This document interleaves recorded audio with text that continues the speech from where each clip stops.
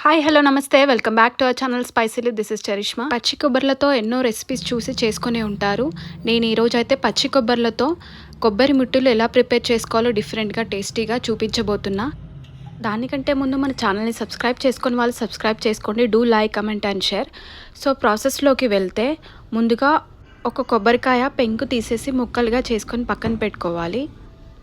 ఇది almost 1.5 cup ముక్కలు, కొబ్బరి ముక్కలు.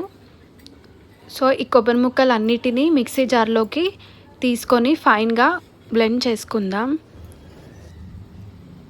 సో ఇలా ఫైన్గా బ్లెండ్ చేసుకున్న కొబ్బరి మిక్చర్లోకి 1 టేబుల్ స్పూన్ కారం యాడ్ చేసుకోవాలి.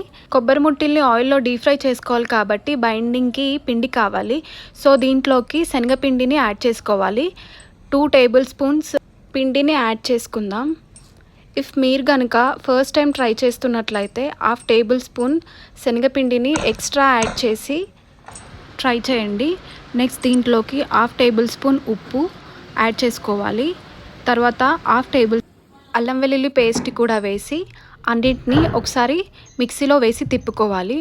ఫైనల్గా 1/4 టీ స్పూన్ గరం మసాలాను కూడా వేసి ఎక్స్ట్రా వాటర్ ఏం యాడ్ చేసుకోకుండా ముద్దలాగా చేసుకోవాలి. ఈ కొబ్బరి ముద్దలోంచి చిన్న చిన్న ఉండలుగా తీసుకొని రౌండ్గా బాల్స్లా చేసుకోవాలి.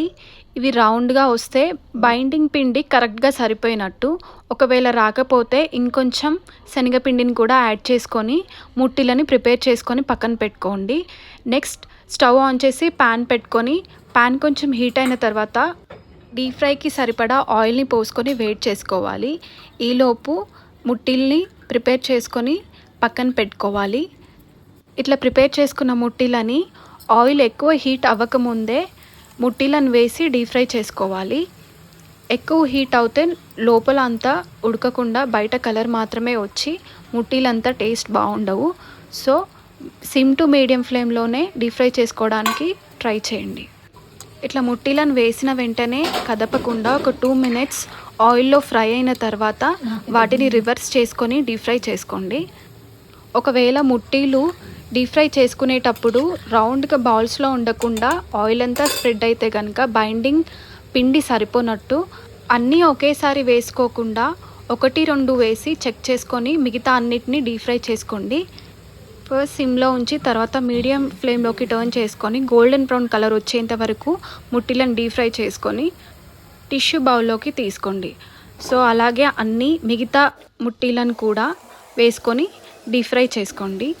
సో ఇలా డీప్ ఫ్రై చేసుకున్న ముట్టిలన్నిటినీ సర్వింగ్ బౌల్లోకి తీసుకొని వేయించిన కరివేపాకుతో సర్వ్ చేసుకుంటే ఇవి పప్పు సాంబారే కాకుండా వేరే డిషెసెస్లో కూడా అన్నంలోకి నంచుకొని తినడానికి చాలా టేస్టీగా ఉంటాయి. తక్కువ ఇంగ్రీడియంట్స్తో ఇన్స్టెంట్గా డిఫరెంట్గా చేసుకునే రెసిపీ ఇది and also healthy. Thanks for watching. Please subscribe my channel.